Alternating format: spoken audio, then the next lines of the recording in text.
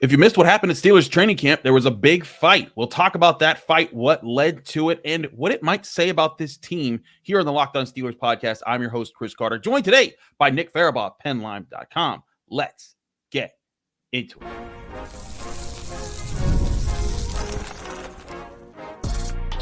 You are Locked On Steelers, your daily Pittsburgh Steelers podcast, part of the Locked On Podcast Network, your team every day.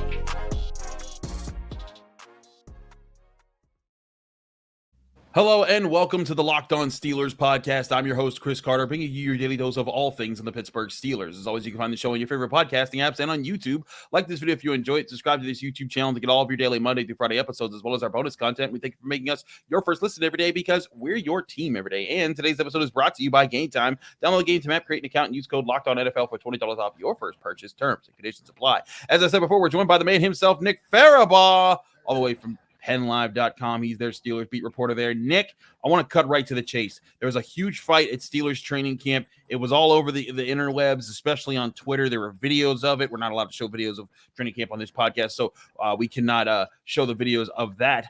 But I wanted to give you a chance. I wasn't at practice. I was over at Pitt training camp. It was the first day there. I was writing about that for the Pittsburgh Post-Gazette. But you were first on hand there. You saw a first-person perspective. You were on hand. Describe to everyone how this broke out and what all happened in this fight. Yeah, man. I mean, I was standing not too far from it. Like, I was directly kind of sightline to it. So I could see it right in front of me, basically. Like, if you watch the videos, you'll see me walk right basically to it. And Justin Fields gets hit from behind. Elandon Roberts, you can argue, Elandon Roberts didn't put a huge hit on him, but it was enough for Justin Fields to kind of have to, somersault his way down to the ground. And immediately after that, Troy Fautanu and Mason McCormick just come over and wallop Elandon Roberts. And then Troy Fautanu goes over and wallops Patrick Queen, and then everyone starts getting into it. I saw Joey Porter Jr. get into this. Darnell Washington got into this significantly. Everyone but Justin Fields. And if you watch the video, and you can find it, it's very easy to find. You'll see Justin Fields just standing there watching it, being like, "They're doing this for me." It's kind of funny, actually, just to see Fields just standing there. But man, it was a big fight. It ended up going, all over the team, and the coaches were yelling at the players to break it up. But, man, it was the rookies that really just started this. Those two rookie linemen ran without hesitation. I don't think it took maybe 2 seconds before Elandon Roberts hit Justin Fields before Troy Fautanu just came from behind and pushed Elandon Roberts. And so that's something to say when the rookies are stepping up to a vet like Elandon Roberts to defend their quarterback. I think that says a lot, man. So that's what I saw up front. And it wasn't, it was a pretty normal camp fight. I don't think it was anything, nefarious or anything like that. So pretty normal, intense camp fight to me. No, that's the thing here is that I think there's some people out there that are uneducated in the ways of training camp fights. And they're like, oh, good heavens, how could this happen? Man, there's a fight every doggone year, pretty much in every camp across the NFL. Especially it happens when the pads go on. And oftentimes, it's orchestrated. It's like it's the veterans trying to see how far can I push these guys. Cam Hayward has admitted starting fights on purpose. That's how he tests guys over the years. And maybe Cam Hayward's a little too old to be starting fights now. I thought it was just very interesting for this team to see this moment and to see how, especially when you saw it was the rookies that responded in this situation. And real quick, if you don't think that this wasn't something that was kind of pushed, I want to share a tweet from our friend Alan Saunders from SteelersNow.com, who, if you can't look on your screen right now, he tweeted pictures that are worth 1,000 words. He says, Elandon Roberts, when we asked him about his hit on Justin Fields that started a late practice fracas today, and it's just Elandon Roberts smiling into the camera like this is that's the best ass-eating grin I have seen from a player. He knows what he did. He meant to start that, and he's like, eh. And as much as Mike Tomlin after practice was like, that wasn't professional and all this stuff, Mike Tomlin's in the background like, yeah, I wanted to see how these guys responded, and they responded with the fire we're looking for. Nick, this team is supposed to be physical. They want to bring this fire. They want to be the mean bullies on the block. But to be the mean bullies, you got to be ready to scrap and not take nothing from nobody, and that includes even your own dudes sometimes. Yeah, man. I talked to Isaiah Loudermilk because he went one-on-one with Mason McCormick for much of today, and he was telling me, like, dude, McCormick, Fautanu, and Frazier, like, they're just nasty guys, man. They play with an edge. And so, naturally, that's going to come up when you push their quarterback. And it didn't take them long to respond either. That's the intensity. That's the fire you see with those three guys. I think that's part of what fits Arthur Smith's mantra, right? I feel like we've talked about this physicality. Guys, this is the physicality. Like, it is manifesting itself. And the team run period, too, today was real physical. Before this, actually, Patrick Queen and Pat Frymuth started jawing at each other. Like, they were going at it a little bit. Like, 2 reps before this.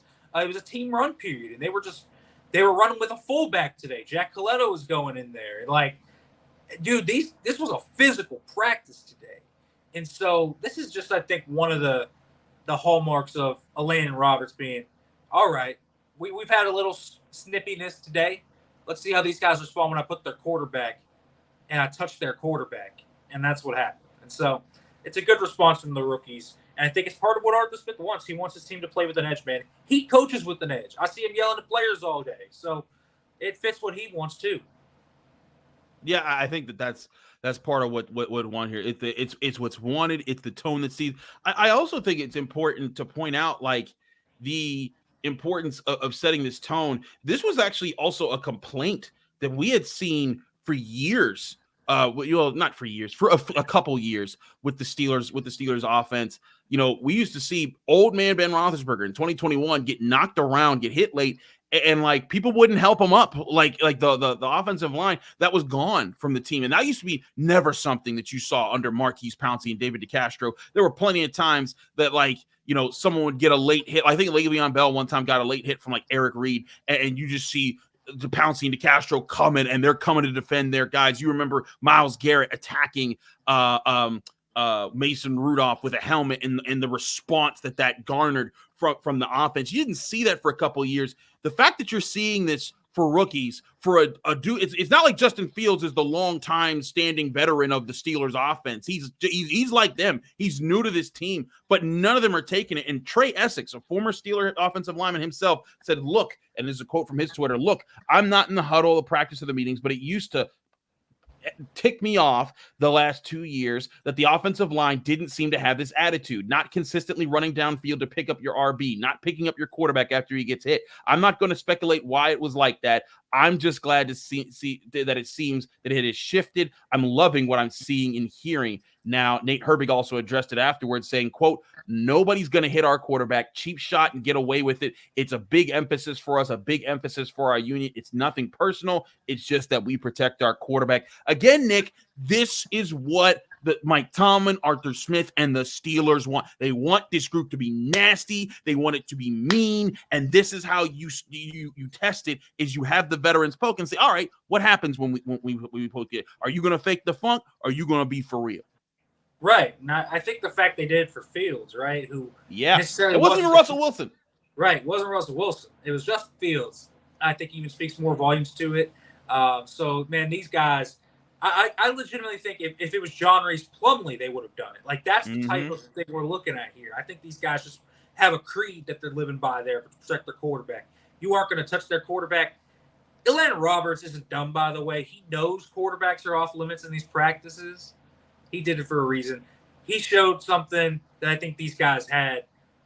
And credit to him, man. That's the type of edge you want. That's the type of edge you need. If you want to run the football like Arthur Smith wants to run the football, you better have some nasty hog mollies up front. And they do. Absolutely. Nick, I want to talk to you about more observations that you made in practice. And you talked about some of the young defenders. We'll talk about them next here on the Locked On Steelers podcast. I'm your host, Chris Carter, here with Nick Farabaugh. Stick with us. We'll be right back. But first, I want to remind you this show is brought to you by Game Time. Game Time is the app you can download right to your phone today to buy tickets to all your favorite events without it being stressful, because Game Time is where you can book tickets to all your favorite events all summer long, and that includes baseball season, where you can get tickets to see your favorite ball club play their next game at Game Time wherever you are. Whether you're in Pittsburgh and you want to see rookie phenom Paul Skeens pitch on the mound for the Pirates, or you're in Los Angeles and want to see Shohei Ohtani be a world sensation for the Dodgers, Game Time has got you wherever you go. Game Time is the fast and easy way to buy tickets for all your sports, music, comedy, and theater events near you. They give you killer deals, even on last-minute tickets, where you can save up to 60% off the price of when you buy last-minute tickets on Game Time. Plus, Game Time has the best price guarantee that can't be beat. If you find tickets in the same section and row for less somewhere else, Game Time will credit you 110% of the difference of those prices. Snag the tickets without the stress with Game Time. Download the Game Time app, create an account, and use code LOCKEDONNFL for $20 off your first purchase, or go to their website, gametime.co. Terms and conditions apply. Create an account, redeem code LOCKEDONNFL for $20 off. Download Game Time today. Last-minute tickets, lowest price guaranteed.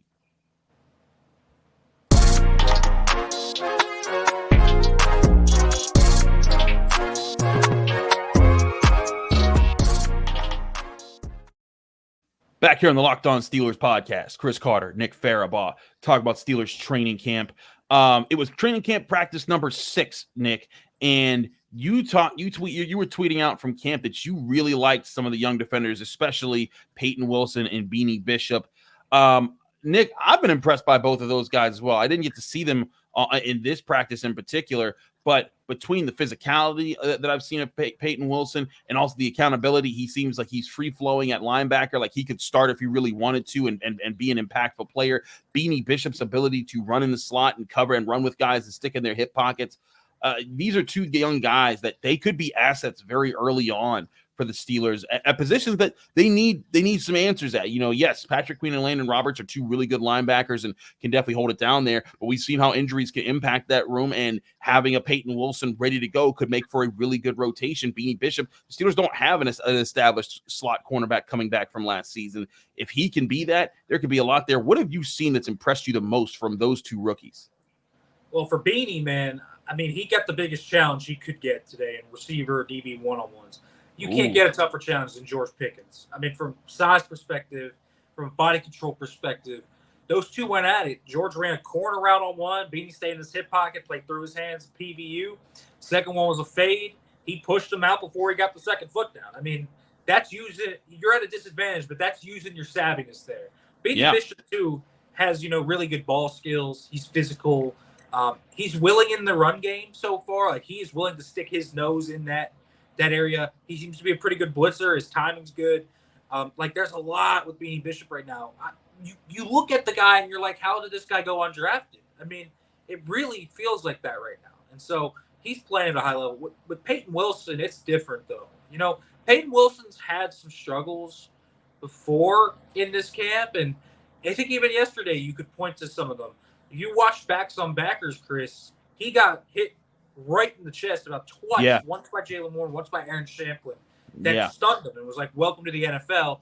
And then he came back in team run and then just destroyed a run and two guys. And it was impressive. You're like, okay, there he is. He's learning the physicality of the NFL. Came back today, running back, linebacker one-on-ones. These are tough, man.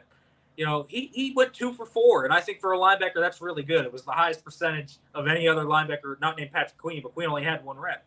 And so he went up against Jonathan Ward, had a great coverage rep on an angle route where he just mirrored him perfectly. You know how hard that is to cover out of the backfield. Then Najee Harris is lined up out wide. They put Payton Wilson up out wide, and he mirrors Najee Harris perfectly, breaks it up. And I was like, that's a good rep. And you saw him in team too, man. He's flying around. There's not many guys that are flying around like him. He's very comfortable in those sub-package roles too. When they put him in dime, when they put him in nickel, he seems really, really comfortable in a zone, covering a tight end and man, going out and covering a running back.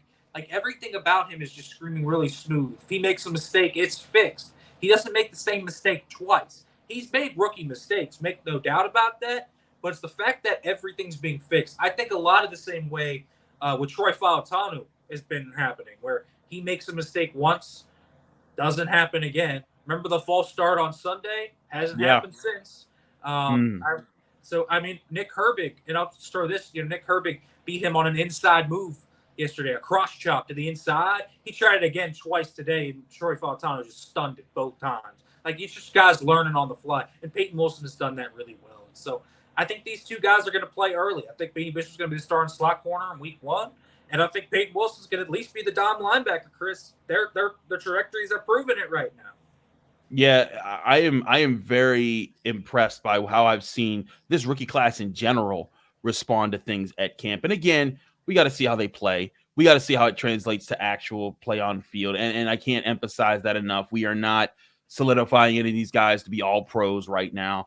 But when we test for guys and we're looking at to see as journalists what they're doing day in and day out, how they're performing, how they're responding to challenges, how they're looking on the field. These guys are looking confident. These guys are looking in place. They look like they know where they're going. And there's plenty of times that you and I have seen rookies not look like that. Like guys that have come in and looked lost in the sauce and like, okay, it's going to be a minute before that guy gets it together. That's not been the case for these guys. And I think that's a really good sign across the board. It's been the case for a lot of this rookie class. Like, that's the thing. Before Roman Wilson got hurt, he was doing the same thing. I mean, It really felt like this rookie class was coalescing together and doing a really nice job. And Payton Wilson's at the high mark of that. I think with Payton Wilson, man, like, he has an advantage because he played everywhere at NC State, and now he gets to focus on one spot. He doesn't have to play edge and sometimes post safety. He can play inside linebacker. I think that's really important for him. And so you don't see the gears working as hard, and he just can focus and learn and grow. And like, that is something that I think, you can take for granted. I think, with like a guy like DeMarvin Leal, you want to talk about lost in the sauce in year 1, Chris? He was lost in the sauce at 2022's training camp. And they never really gave him a certain spot. He was tweener. He was inside. He was edge. He was doing this. Now he's full-time inside, and it seems like that light's coming on, right? And so with Payton Wilson, I think they've got a good plan for him, and I think he's really growing over these last few weeks. I also think Aaron Curry has just been such a help to him. Like, in that drill, earlier, Jonathan Ward beat him on a wheel route. Aaron Curry went over to him and said, listen, this is what you do. Next time he faced a wheel route team, he followed it perfectly right up the sideline. Like, it's just stuff like that where you see growth in these guys, and that's really what you want to see. I think it's very good to see these things for the Steelers. There's still a lot to see. We still got to see these guys play. And we'll see these guys in pads on Friday night for Friday Night Lights, where we'll see backs on backers again. We'll see them address that there. And I think one of the big things to continue to clock, and again, it doesn't guarantee anything. Again, last year, you look at last season, we all saw how the offense looked unstoppable in preseason and how that didn't translate over. Doesn't always mean it's going to translate, but it's better to see progress and competency at this stage of the year than to see the opposite of it. And I think that's where people who want to say, well, I don't buy into anything. We're not asking you to buy into anything. We're simply telling you this is what they're looking like at this part of the year. And if they looked the opposite, we'd say the same thing. And then people would be poo-pooing that. And as they should if they were in that situation. But right now, this young rookie class is looking impressive. We'll have more on that as training camp continues. But Nick, it was Justin Fields again, looking like he was still the Steelers QB1 of training camp. Russell Wilson hasn't been back out there in full capacity yet. I want to talk to you more about that, and if maybe there's a bigger problem being led on here than what we've seen. We'll talk about that and get your opinions on both quarterbacks and how they've looked so far here on the Locked On Steelers podcast. I'm your host, Chris Carter. Stick with us. We'll be right back. But first, I want to remind you this show is brought to you by FanDuel Sportsbook, the #1 sportsbook in America. I love sports, and there's plenty of action going on right now where you can take that love of sports and apply it on FanDuel Sportsbook, the #1 sportsbook in America. They have plenty of action on Major League Baseball, big fights, and of course the Olympics going on right now. All you have to do is open the app on your phone, dream up big bets, and make them anytime you're in the mood. You can also go to their website, FanDuel.com. And this summer on FanDuel.com, they're hooking up all customers. That means whether you're a new customer or a returning customer with a boost or a bonus every single day. That's right. There's something for everyone every day all summer long. So head over to FanDuel.com today and start making the most out of your summer with FanDuel Sportsbook, official sports betting partner of Major League Baseball.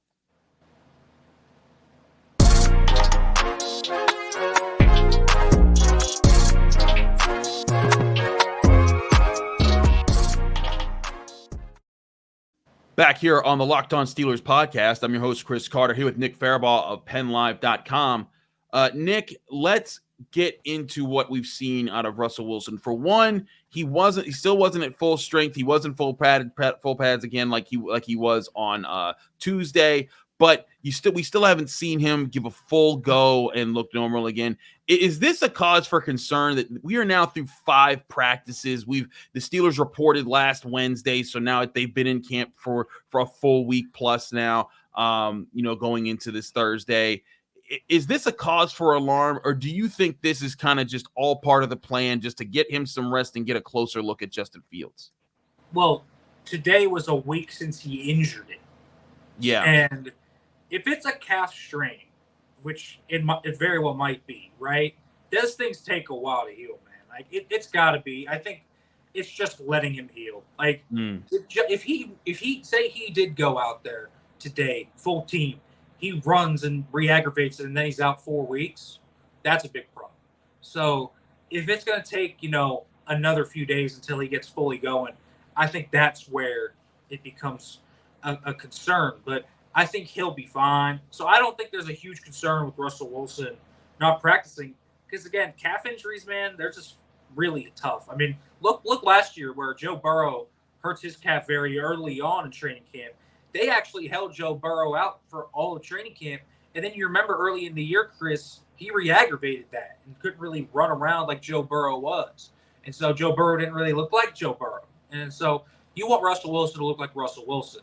And so far, when he's been out there, Chris, he's looked pretty good. I mean, I think he's been pretty efficient. You saw him yesterday in 7-on-7, and he was dotting the I's. He was hitting Connor Hayward on a moon ball. He's very accurate, decisive, did the same thing today. I don't know if he's going to take 11-on-11 where he actually throws this week. I think that's going to be the question. That's like the last hurdle for him. He's in 11-on-11 handoffs. He's doing a 7-on-7 throwing. So it seems like he's getting close. I don't think it's a huge concern. But I also think, when he's been out there, I think he's looked pretty good. So I'm interested to see it when he finally gets full go. I want to see if he can continue this momentum because I thought he's played pretty well. Yeah, I mean, that's the thing. I wasn't at practice on Wednesday, but when I saw him on Tuesday, he looked like he looked like the final boss that never comes out for the fight until he absolutely has to. And this was like the first inkling when he just like beats 20 of your guys and just like walks away like, yeah, that's what'll happen when we actually fight. Like that's kind of what I got the impression of when I saw him in 7-on-7, and every pass he threw was not just for a completion, but also for a first down. And so and again, it's just 7-on-7. It doesn't mean that it's going to translate all the way, but he looks so composed, so on point. And the fact that he's looking like this again is a good sign. But I'm with you. You're kind of looking at the situation right now. And I know there's a lot of people that are just eager to see what's this offense going to look like? What's this offense going to look like? What is it really going to look like? Because even last year, again, the preseason, there was a lot of reason to think that that the offense was going to take off and be for real. And then it wasn't. It finished the year ranked 28th. So there's a lot of – I get why people are like, nah, we want to see it before we say anything here. And for me, Nick, I get that anxiety, that level of anxiousness. But at the same time, I think this is why they went and got a Russell Wilson. So he's a guy that doesn't need to be inundated with every opportunity to be in tune with an offense and to be ready to play at the NFL level. This is what he's done to be a 9-time Pro Bowler and to be one of the better quarterbacks in the NFL. I think it'll translate well. And like you said, calf injuries, they're not something that just go away overnight. You need to kind of nurse him. He's also an older player. It's not like he's 25 anymore where he can just it'll be easier for him to brush this off.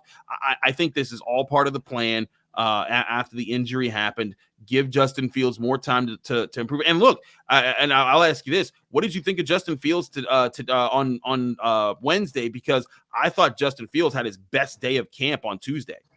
Yeah, not quite as good as yesterday. They ran a few different things today. For one, they were really working RPO stuff today. And I always have thought, at least in camp, that's been some of his shakiest stuff. Like the first pass he threw today was an RPO and 7 shots to Pickens, and it just sailed behind him on a slant. And then the next RPO they threw was behind Van Jefferson, but Jefferson caught it one-handed. After that, though, I think he really played very well again. I mean, he continues to become more consistent. I think that's the thing.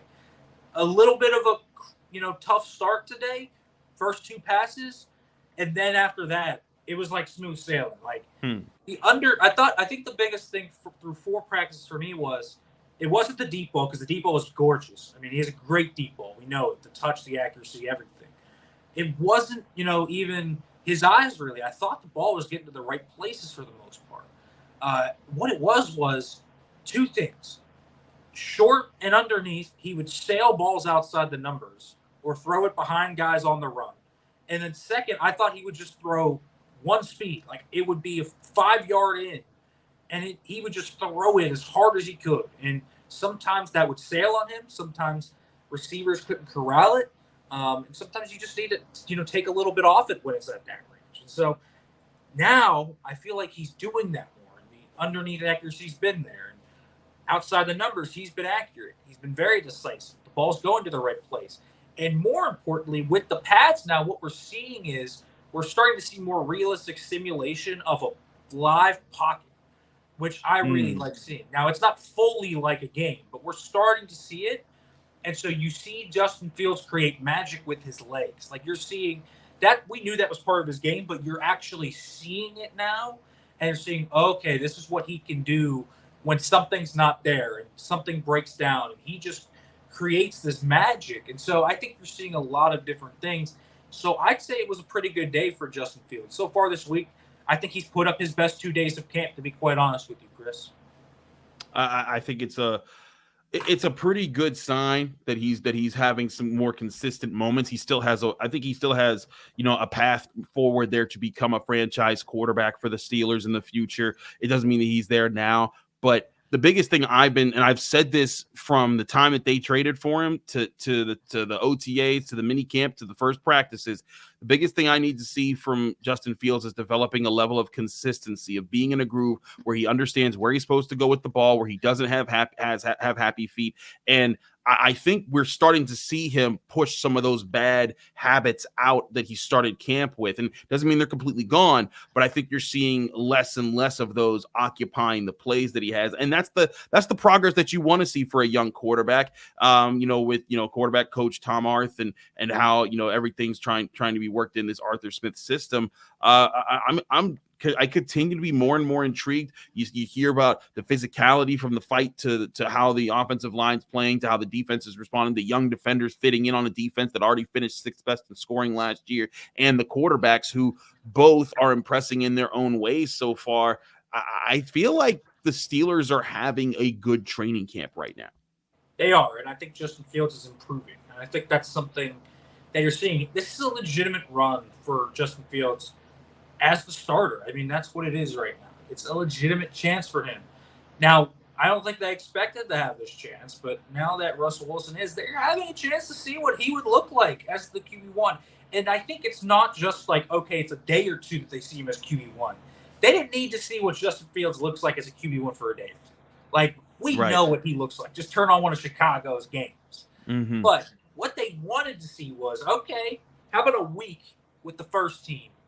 When he builds chemistry with these guys, what's it look like? And you see the consistency starting to bloom. That's always been the biggest thing with Justin Fields, man. It's been the volatility. It's like he can take a 66-yard touchdown out of nothing, and then he can miss a wide-open guy, throw it to the wrong guy, and that's a pick six. Like, that's always been Justin Fields. That has frustrated everybody. He has the magic, and he has the bad side of it. But the last 2 days, we haven't seen it. It's been all good. And the deep ball's still there. And the runs that he creates out of nothing are still there. And the great balls that he throws over the middle of the field in tight windows are there. Like, it's there right now. And so these are his best 2 days. If he plays like this throughout the rest of training camp, I think we're going to have a legitimate discussion about who should be QB1. You are the second guest in a row who has said that. Alan Saunders literally said that yesterday. That it could take. I did not think we would be at that point, even to bring that up, right? Right. So here's the thing. I thought Russell Wilson was just going to be really good throughout the camp, consistent, and show them why he was going to be QB1. But Justin Fields had the door cracked open to him. this is a legitimate chance for Justin Fields to show what he can do. If he's this consistent throughout training camp, you have to have a legitimate discussion, because I do think Russ is going to be pretty consistent. The Russ we saw already, I think he's going to be pretty good. And I think they're going to have a really hard time. But, man, Justin Fields keeps playing like he has the past 2 days. I just have a hard time being like, you can't discount that guy. Like, doesn't mean he's going with a starting job, but you telling me the door's not more open than it was last Wednesday? I think it is. Wow.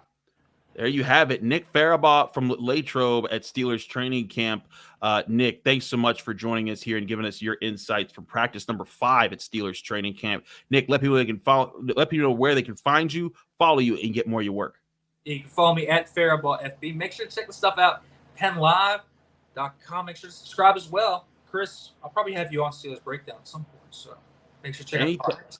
Anytime, man. Get me on anytime. I'll be happy to join you. Thanks so much, Nick, for joining us. And thank you all for joining us here on the Locked On Steelers podcast. I'm your host, Chris Carter. Follow me on Twitter and Instagram at Carter Critiques. Read my work at the Pittsburgh Post-Gazette, post-gazette.com. Find me here every day, Monday through Friday, on the Locked On Steelers podcast, talking about your Pittsburgh Steelers. Back here tomorrow after practice number 6, Thursday, here on the Locked On Steelers podcast.